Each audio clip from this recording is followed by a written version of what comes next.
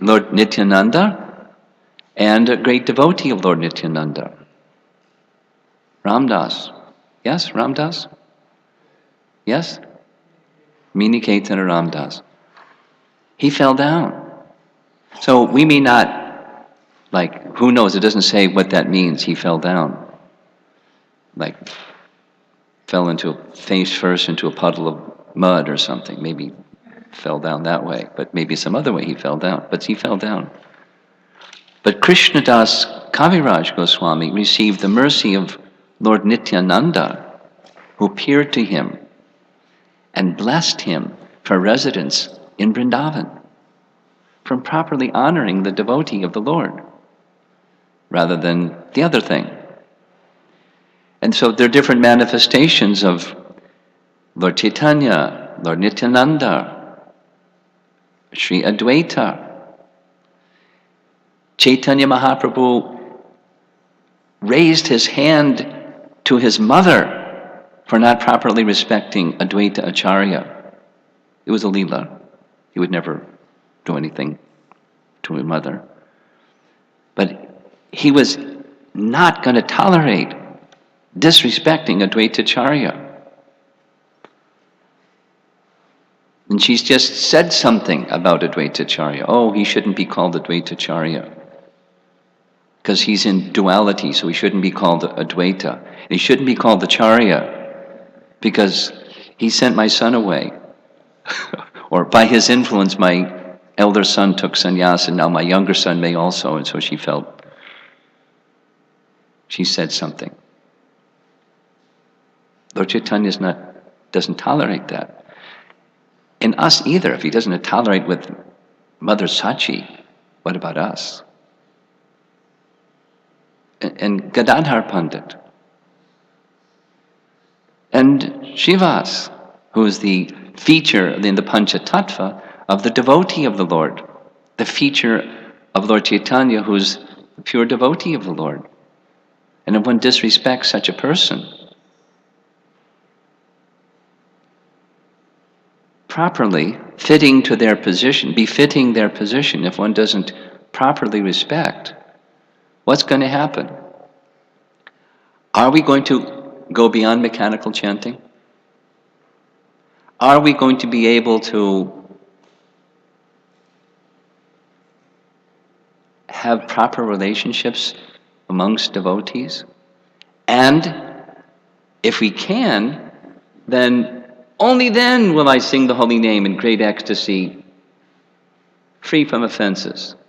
Small point, right? Free from offenses. That's what we're aiming for. To chant without offense.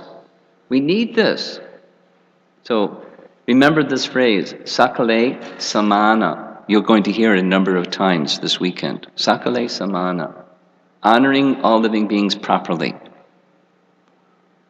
As Lord Chaitanya said, offering respects to others. And then this other is without expectation of respect in return, which was in the first verse, praying for the mercy to have the strength to not want honor from others. It's not just a fault. It cripples our relationship with the holy name. It disturbs our relationships with others. So you know, anybody that's been in a community for a little while, we have this expectation that, there's utopia. The spiritual world is utopia, and the Hare Krishna movement is supposed to bring utopia into our life. And then, wait a minute, we have this expectation and it doesn't happen. But it's not because of something outside of ourselves, it's because of something inside of ourselves. So this is some lessons to help us access mercy. Descending mercy, so there's strength beyond our own strength. There's capacity beyond our own capacity. There's purity beyond our very limited paucity of purity. accessing the mercy of Lord Chaitanya I'm focusing now specifically on these two qualities. We'll go through the rest, but specifically focusing on honoring others. This is relationships. Honoring others, all living beings, properly. And the strength to overcome other things, our wish for honor. And then the strength for forbearing. This is the tree that's more tolerant than a tree. That takes strength. Because here comes this onslaught, whether it's, heat or cold, or it can be some, honor or dishonor, some other feature of duality. Someone honors, someone dishonors. It takes strength to be like the tree, despite whether it's honor or dishonor. What's our position? We simply serve. That's what trees do. They just serve. Here is some fruits, here's some flowers, here's some leaves, here's some branches, here's some... Whatever I have is yours. Because it's given to me by Krishna, so it's for the service of Krishna, it's yours. That the heart of the Vaishnava is like the tree, simply serving, and like the tree, simply tolerating, that it takes spiritual strength. Why would we want that? Well, because we don't like to be troubled. That's a lower level. I don't like being troubled. I like to be peaceful. That's a lower level. A higher level is to enhance our relationship with Krishna through Krishna's holy name, so we can chant the holy name properly. It's subtle, but what a difference between mechanical and not mechanical, or relationships that are loving instead of relationships that are the other kind, bashing and disgruntled and tension and spoken or unspoken stuff.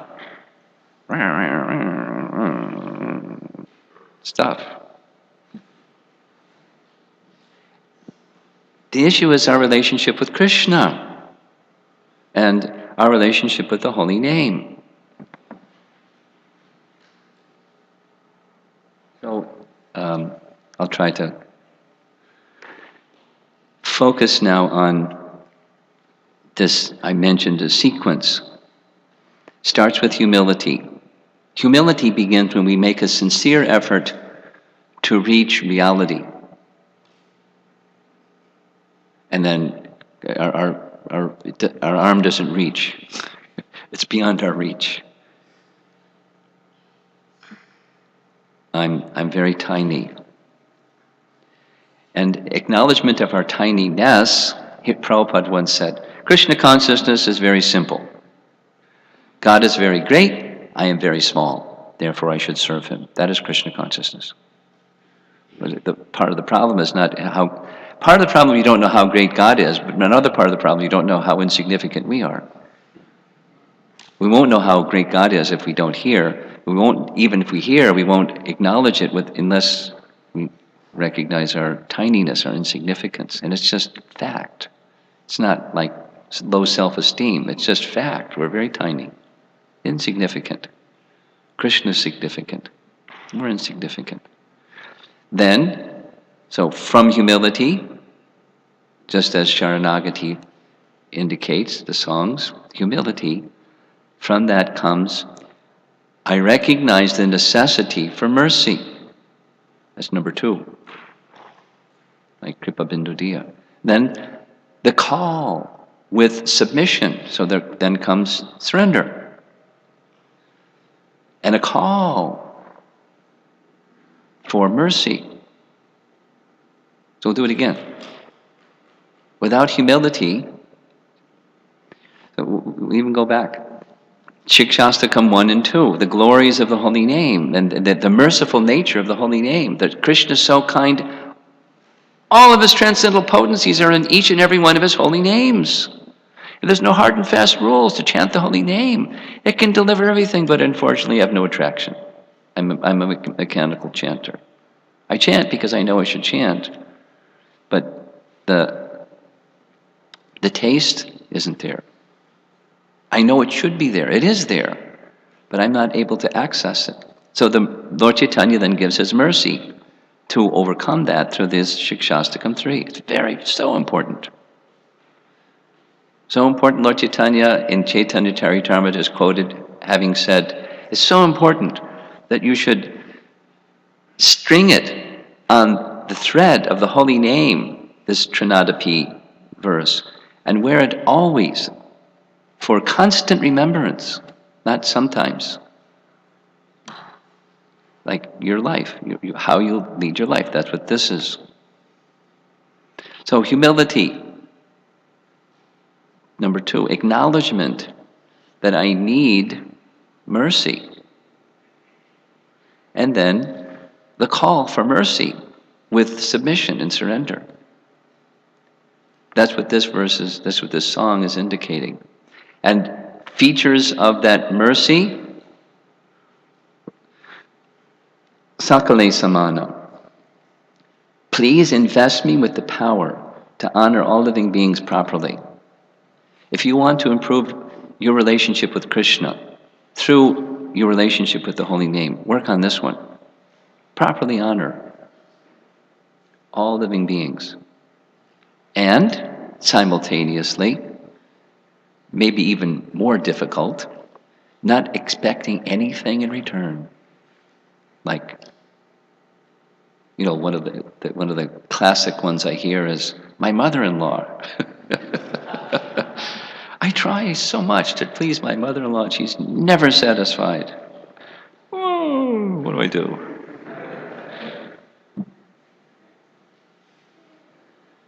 It's not just, you know, a story, it's like a feature.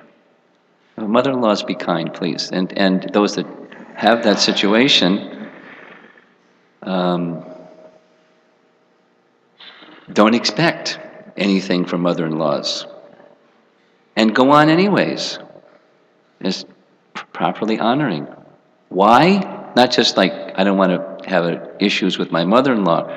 It's the relationship with the holy name. That's the higher why.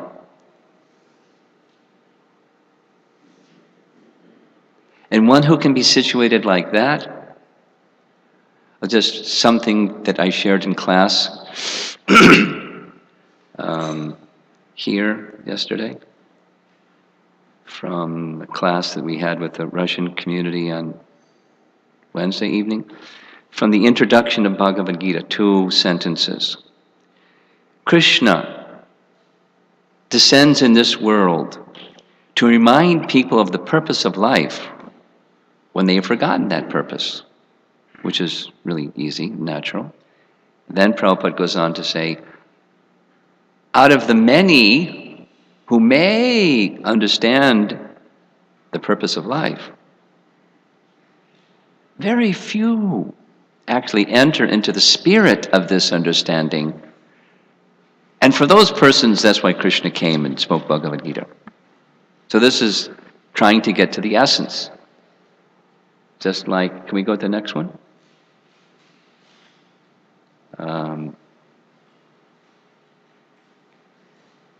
Well, next one, please. Next. Karuna Sar. Sara means essence, the essence of mercy. And to get the essence of mercy, one has to get the essence of calling for the mercy. Not just like, I want my problem solved, please. But I want my relationship with Krishna to be what it should be, please. And for that I need the essence of mercy. And then here's again humility. Yogyata vichare kichu nahi pai. When I examine myself, I find nothing of value. Humility. Take a look at yourself. Recite the list of valuable things therein. If you're Bhaktivinoda Thakur, you're like honest, you find nothing of value. If there's something of value with descending mercy, it's put that something of value. But otherwise, not only am insignificant, I got lots of problems. And I'm trying to be a devotee. And I've got these other people I'm associating with that are like me. They got their problems. Therefore, your mercy is essential to me.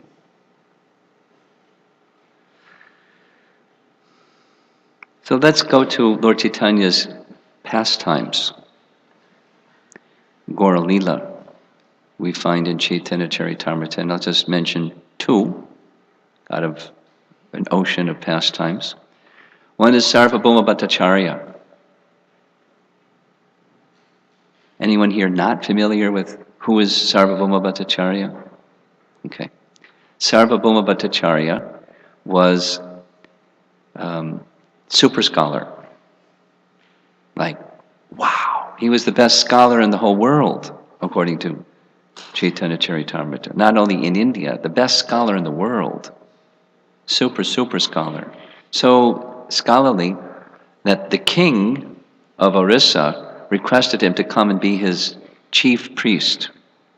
So he went from Navadvip, before Lord Chaitanya appeared, same place where Lord Chaitanya appeared, to go to Puri and reside in Puri and be his chief priest. And he was a householder, but he had thousands of sannyas disciples who were learning from him. He was like, whoa, super scholar. But his heart, according to his brother-in-law, was as dry as a dry oil cake, because it was just theoretical. It was speculative knowledge. But he was like, whoa, he was a good speculator. He knew how to go, whoa, look at that. But his heart was very hard. And so his brother-in-law, Gopinath Acharya, said, you're such a person. Your heart is so hard. Even the Supreme Personality of Godhead is in your house and you don't recognize it. Like, what to speak of realized God. He's in your house. And you think, I'm going to teach him Vedanta Sutra.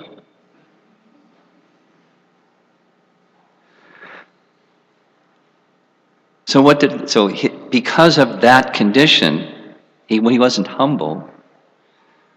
He couldn't have, he was clueless. So what did Lord Chaitanya do? He took the position of humility. It's part of his Leela. He didn't go smash him. Look, I'm the personality of Godhead. Look at this. Bonk. You get it? Humble up there, Sarvabhauma Bhattacharya. He didn't do that. He didn't do that. He's the Supreme Lord. He chose a different method. He just took a humble method, humble approach. He accepted Sarvabhauma Bhattacharya's offer to be instructed by him in Vedanta Sutra. Because Chaitanya Mahaprabhu was a sannyasi, by etiquette, Sarvabhauma Bhattacharya gave him an elevated seat and he sat on the floor. And then he instructed him all day long for 7 days. They probably took a prasadam break, but all day long for 7 days. And Lord Chaitanya didn't say anything. On the morning of the 8th day, Sarvabhauma Bhattacharya said, you don't say anything. I don't know if you're understanding or not understanding my teachings. Can you say something? And he said something when he was asked to, very humbly, because Lord Chaitanya was treating him as his superior. He said, I understand Vedanta Sutra very easily, but I must say, each word you speak, it confuses the message of Vedanta Sutra further. Respectfully. Well, if you understand Vedanta Sutra, then you explain it. And Lord Chaitanya explained it so simply, so directly, not indirectly and roundabout and convoluted, just directly. Sambandha Abhideya Prayojana is the message of, without the detail, of Vedanta Sutra. And it's meant to reveal Krishna and our loving relationship with Krishna through loving devotional service. And Sarvabhauma Bhattacharya had a wow experience. Wow. It's very clear. I've never heard such a clear exposition on Vedanta Sutra. Now this is super scholar. So now he's getting humbled up a little bit. And something's getting through. So then he said, could you explain the Atmarama verse from Srimad Bhagavatam?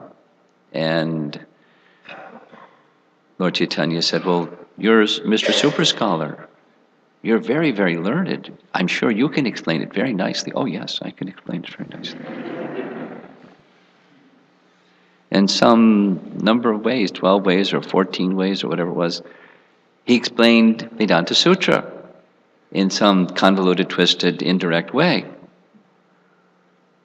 And then Sarvabhauma Bhattacharya requested Lord Chaitanya to explain the Atmarama verse, and there's a whole chapter. And after hearing 64 different ways that that verse could be understood, all of which lead to the conclusion of loving relationship with Krishna through devotional service.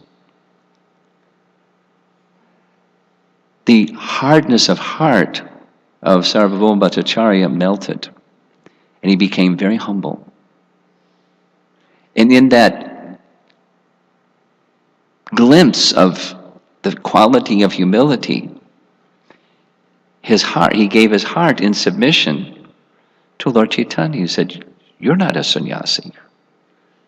You're the personality of Godhead himself, because no one could explain like this except the personality of Godhead. The light went on. Lord Chaitanya smiled, and then he exhibited his transcendental Sadbhuj form. Krishna with 2 arms, Ramachandra with bow and arrow, and Chaitanya Mahaprabhu with Kamandalu, his water pot, and his danda, his sannyas staff. Sarvabhauma Bhattacharya fell to the ground, completely surrendered. So humility precedes the appeal for mercy, and then the surrender with that appeal for mercy, and then here comes the mercy of Lord Chaitanya, which is our topic for this morning, accessing the mercy of Lord Chaitanya. Without humility, it's never going to happen.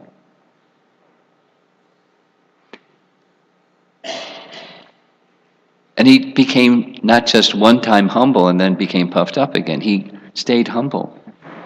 He appreciated it's by the mercy of his brother-in-law, Gopinath Acharya, that he had received the mercy of Lord Chaitanya, which is true. Plus, it was Lord Chaitanya's Leela. But he remained humble, always.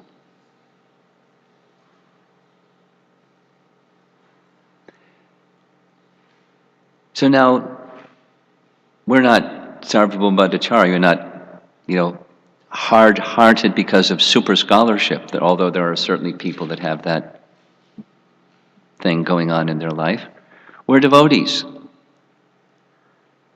And some are long-standing practicing devotees, some are beginning devotees, or some are somewhere in between. And the same principle applies. It's not like once upon a time I became humble. It's an ongoing dynamic. And I want to refer to another pastime in Chaitanya Charitamrita with Sanatana Goswami.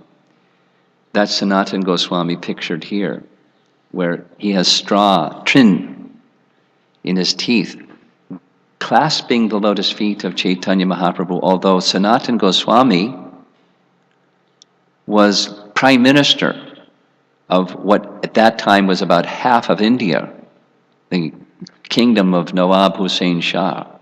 He was up there in qualification and position and wealth and honor and distinction and all the worldly things that people want, and he had no interest in it. He was interested in the lotus feet of Chaitanya Mahaprabhu. And he approached him in that way, saying, I'm such a fool. I'll prove to you I'm such a fool. People call me learned, and I think, yes, I'm very learned. But the reality is, I don't even know who I am. So I appeal to you, please instruct me. Kayami. And a wonderful response from Chaitanya Mahaprabhu, chapters in response to that question. and further questions and further answers. But it starts with humility. So here's Sanatana Goswami, after that, having been instructed by Chaitanya Mahaprabhu directly, wishing to be in Lord Chaitanya's association, because Lord Chaitanya gave him, after this instruction, he gave him residence in Vrindavan. So he went to Vrindavan, the land of Krishna. But he wanted to be with Chaitanya Mahaprabhu, so he traveled on a pilgrimage, passing through the Jharikand forest. He's such a scholarly person, he found out exactly the path that Lord Chaitanya followed, and he went to each of those places and heard from the forest-dwelling people that live in the Jharikand forest what happened when Lord Chaitanya came to your place. What happened with what were the pastimes? Like that. His interest was just Lord Chaitanya. But in the course of that traveling through the forest, he drank water from a place he shouldn't have drunk water, and he contracted a disease. Wet itches, Prabhupada. So, there's dry and there's wet, like, sores that yucky, pussy, smelly stuff comes from. That's what the kind that he had. So he was traveling, continued to travel, thinking, how unfortunate, because Lord Chaitanya is so affectionate to his devotees, he always wants to embrace his devotees. And when he embraces me, this yucky, smelly stuff will go onto his body. And I don't want to make that offense. So, what to do? He developed this idea, before he reached Puri, that he would attend the Rath Yatra festival, see Lord Chaitanya, see Jagannath, throw his body under the wheel of the Jagannath cart and squish it. So he would give up his body in the presence of Lord Chaitanya and Lord Jagannath. He didn't say it, he just thought it. That was his intention. One day after he had arrived, Lord Chaitanya told him, you can't do that. He showed he was omniscient. So he checkmated him and said, you can't, if it was so easy to attain Krishna by giving up our life, we would all do it. But you can't attain Krishna that way.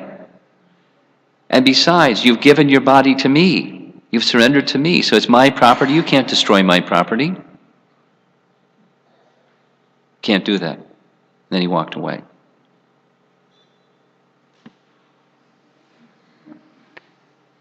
Happy to understand Lord Chaitanya knew his heart, even without speaking it. Unhappy that now that path of solving the problem is taken away from me. So then he started having a discussion with another intimate associate of Lord Chaitanya named Jagatananda Pandit. Jagatananda Pandit was junior to Sanatana Goswami, who was senior. But they were discussing, because intimate associates of Lord Chaitanya. And Jagatananda Pandit gave a suggestion. Attend the Rath Yatra, and then after Rath Yatra, go back to Vrindavan. Then you won't have the problem. You'll have the wet itches, but you won't have the offending Lord Chaitanya problem. So Sanatana Goswami thought that was very good advice. Although Lord Chaitanya wasn't told, somehow it got back to Lord Chaitanya's ears. And he called Sanatana Goswami and said, that impudent Jagatananda Pandit trying to give you advice. Nonsense. He didn't say nonsense, that's something Prabhupada would say, nonsense. You're here to take my association, so you stay. So that was taken away from him. He can't give up his life. He can't leave. He's got these wet itches, and Lord Chaitanya then would regularly go and try to embrace him, and out of ecstasy of love. And Sanatana Goswami would run away. No, don't touch me, this body is nasty. And Lord Chaitanya said, like a mother, and has a small child, and the child has messy stuff on the child's body, that the mother loves the child. She loves the service of cleaning the child, and it's her happiness as a mother. And so similarly, I have love for you. So don't deprive me of my feelings of love and expressing my feelings of love. And he embraced him. And like that, the illness, the wet itches, it was a miracle cure. You know, religions are sometimes built on a miracle cure. He was cured at once. And he fell at Lord Chaitanya's feet weeping. Witnessing that was Haridas Thakur, because Haridas Thakur and Sanatana Goswami were staying together at Siddha Bakul. Because like Haridas, Sanatana Goswami felt himself unqualified to enter the Jagannath temple, so he stayed with Haridas and they saw the chakra, the wheel at the top of the temple. Lord Chaitanya would come to visit them. So Haridas Thakur's comment after Lord Chaitanya left was, just see, you're the greatest recipient of Lord Chaitanya's mercy. He just orchestrated, listen carefully, he orchestrated this whole thing just to put you in such a dependent position that you had no other shelter but the shelter of his lotus feet. He made you so humble that no intelligent plan, this or that or the other thing would work except one thing. Shelter of his lotus feet. And then he took the problem away. Just like that. You're the greatest recipient of Lord Chaitanya's mercy.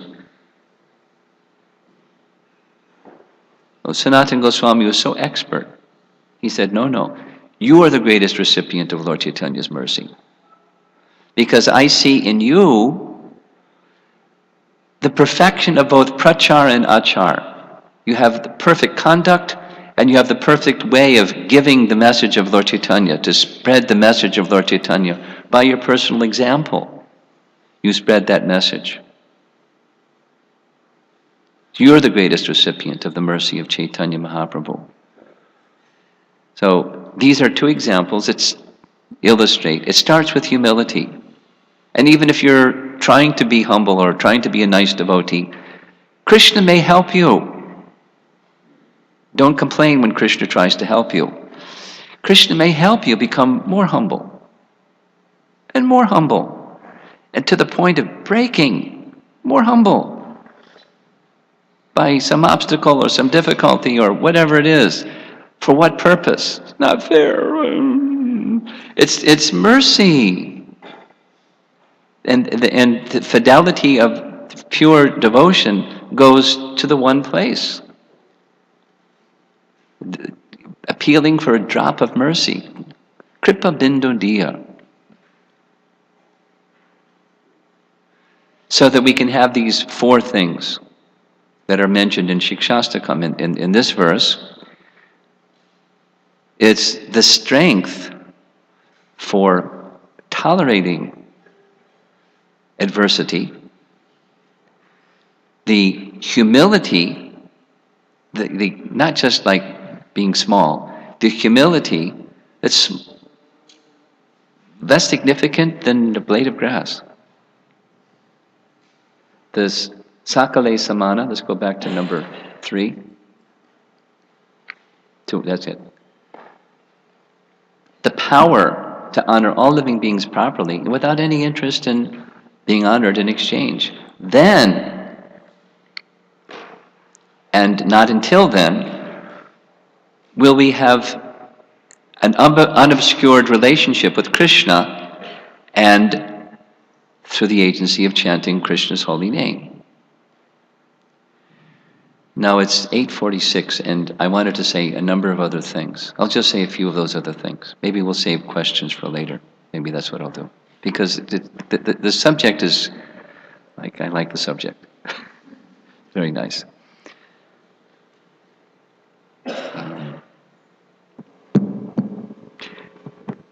The opposite is true. Disrespecting devotees, it blocks access to the holy name. we don't do the Sakale Samana, we're going to do the other one. We're going to not properly respect. It can go to an extreme, it can go to disrespect, but not properly respecting access to the holy name is blocked. Even we may chant, it's blocked.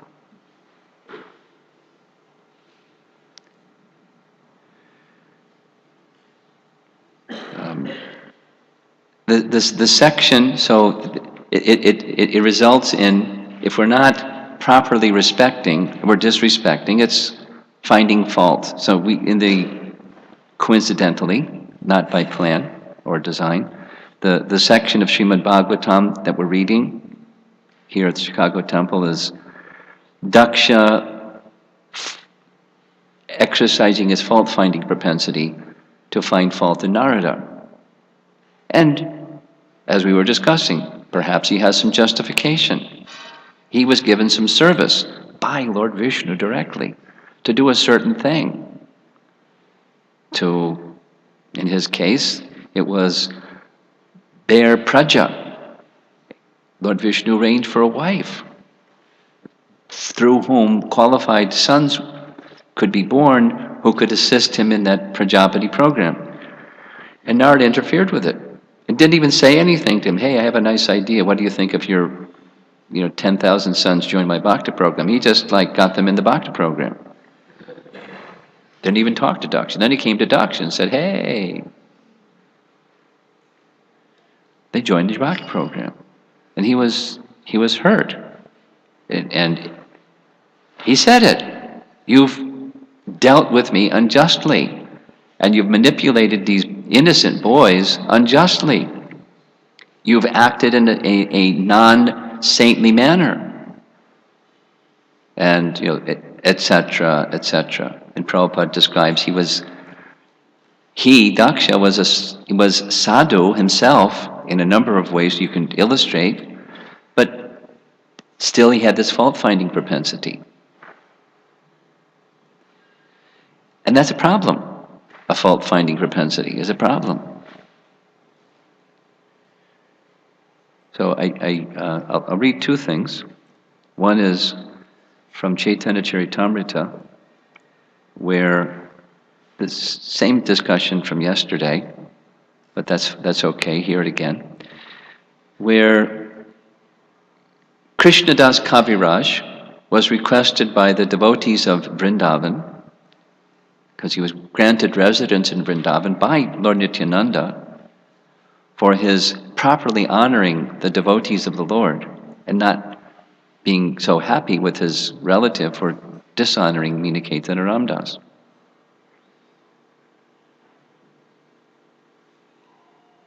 And not properly honoring Lord Nityananda. So, he's living in Vrindavan, hearing the pastimes of Chaitanya Mahaprabhu every day from Raghunath Das Goswami, and being a qualified Kaviraj, a learned person who was very, very gifted in writing, please write all these pastimes down and the explanations of them in a literature. So he went to various Vaishnavas for their blessings. And one of them who he went to was Haridas Pandit. Haridas Pandit was a disciple of Ananta Acharya, who was a disciple of Gadadhar Pandit, living in Vrindavan, serving the Govindaji deity. And Krishnadas Kaviraj is glorifying Ananta Acharya and glorifying Haridas. And particularly for Haridas, his practice every day of reciting pastimes of Chaitanya Mahaprabhu, glorifying Chaitanya Mahaprabhu for the benefit of his own self and those who would hear from Chaitanya Mangala. And another quality was his quality of adosha darshi. Dosha means fault. And adosha darshi, not seeing the faults. Not seeing the faults. And here's what Prabhupada writes in his purport. It is a qualification of a Vaishnav that he is adosha darshi, he never sees others' faults. Next sentence. Of course, every human being has both qualities and faults. Therefore, it is said, Sajana gunam icchanti, dosham icchanti pamara.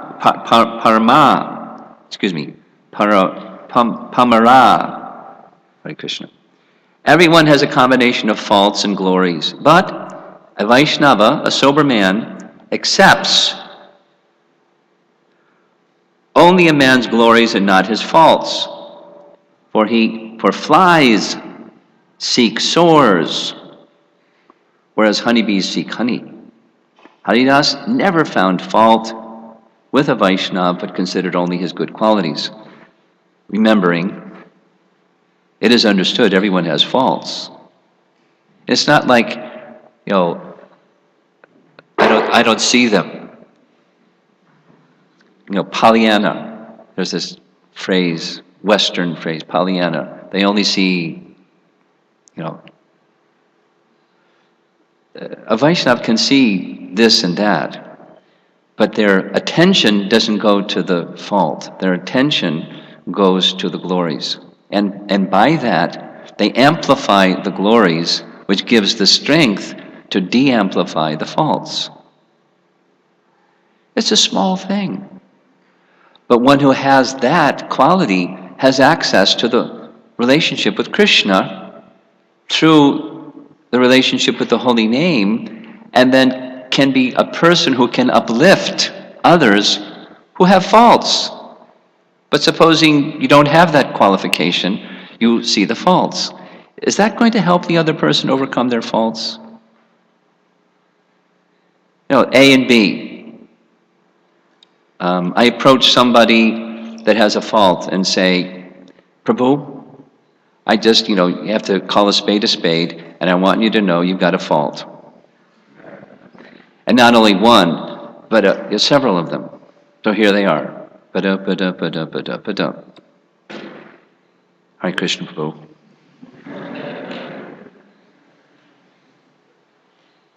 I'm your well-wisher.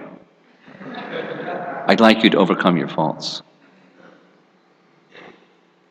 Or B, my dear Prabhu, you cook very nicely, you sing very nicely, your habits of study of the scripture are very wonderful. How you share these things with other devotees is so wonderful.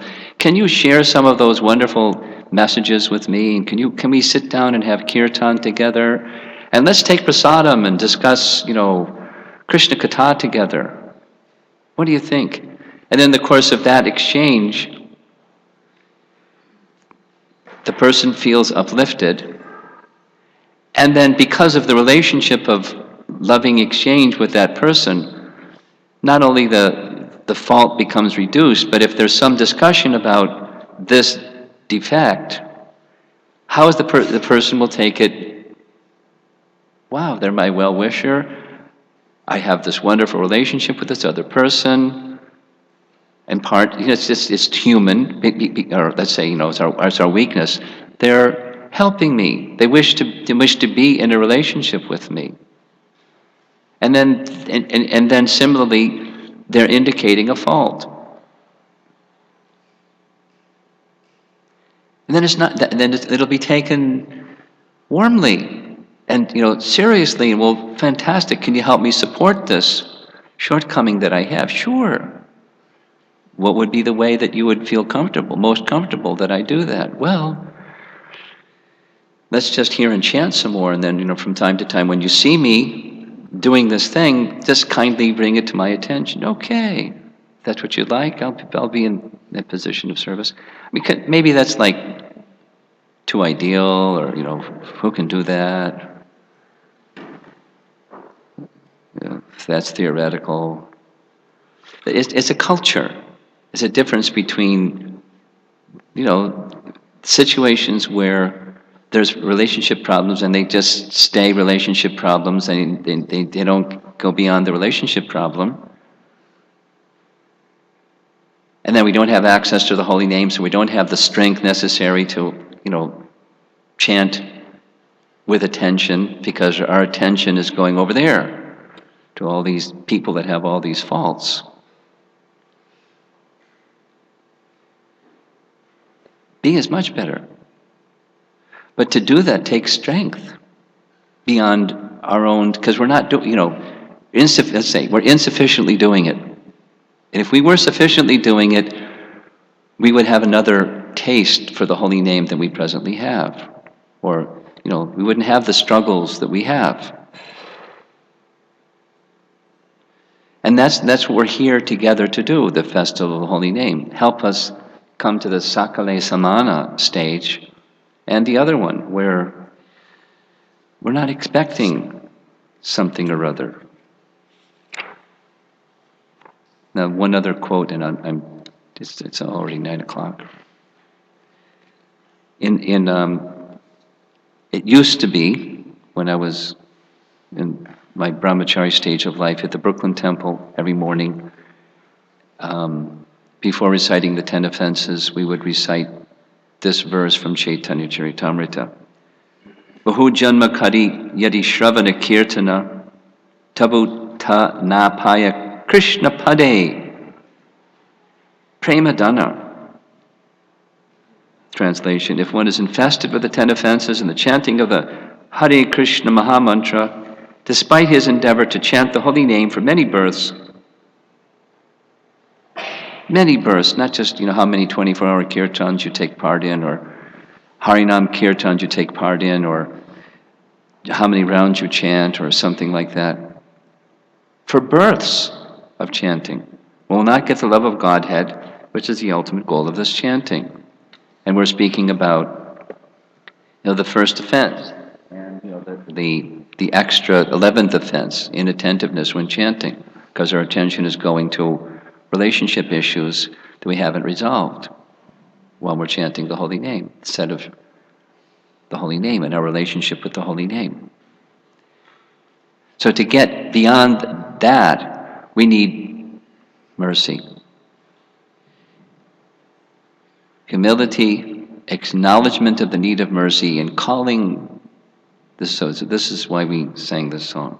Wonderful song. There's many other things to say, but I'll stop. Hare Krishna.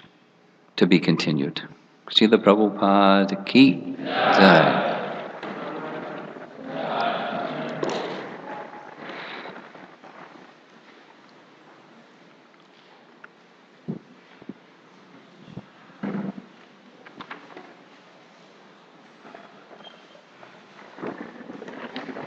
Hare Krishna. There were some adjustments in the schedule. Are you going to mention that? Okay, good.